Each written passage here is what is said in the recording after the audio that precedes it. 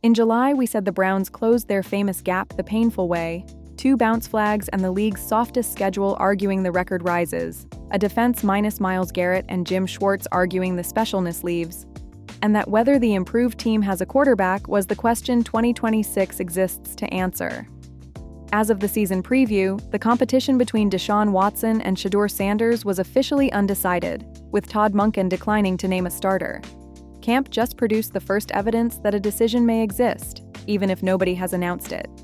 The structure through the install phase was scrupulously even, Watson and Sanders alternating days running the first and second team offenses, per Daniel Oyefusi's ESPN camp coverage, with Dylan Gabriel steering the twos behind whoever was down. Then Saturday, practice 10, the install complete, the pattern broke. On Sanders' scheduled day with the ones, it was Watson who took the first competitive 11-on-11 reps, and the session became, in Dog Pound Daily's accounting, a full Watson day across 11s and 7s. Oyefusi's real-time note, a significant reduction in reps for Shedeur Sanders on a day when he was supposed to run the number 1 offense. Monken isn't scheduled to speak to reporters until Monday, so the practice plan is currently the only comment on record. And in a competition this scrutinized, practice plans are comments. The context that keeps this from being a simple demotion story. Sanders' camp had been going well by the head coach's own public account. Monken, earlier in camp, "I've been highly impressed over the last 4 months that I've been around him with how far he's come as a player, and he's only going to continue to get better," with the local tracking noting his hot spring streak carried into the padded phase. Deion Sanders visited on the second day of camp, meeting Monken before practice. The coach called it really cool. And Andrew Berry separately, on a day Shedeur happened to work exclusively with the ones. And the mechanics still leave room for both. Cameron Wolfe at NFL Network reported a tentative plan to give each quarterback 1 preseason start before a Week 1 decision, which Monken pushed back on only to the extent of calling it tentative and subject to change.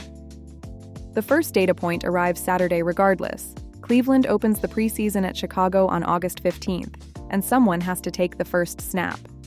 Our Bears episode this week lists that same game as Chicago's watch item. Both fan bases will be watching the same broadcast for different quarterbacks. The rest of camp has been the post-Garrett defense defining itself and the rebuilt offense's parts reporting in. Safety Grant Delpit's one-word review of first-time coordinator Mike Rutenberg's scheme, exotic, came with useful detail in Oyefusi's file.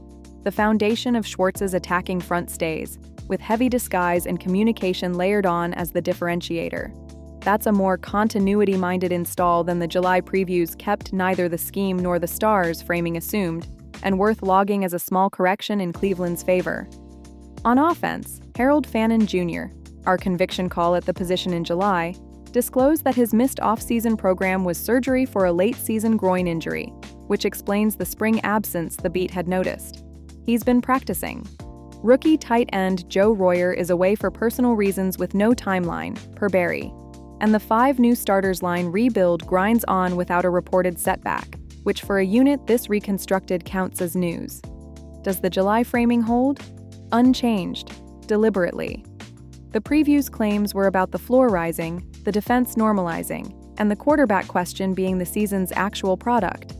Camp has advanced the question without our being able to grade the answer.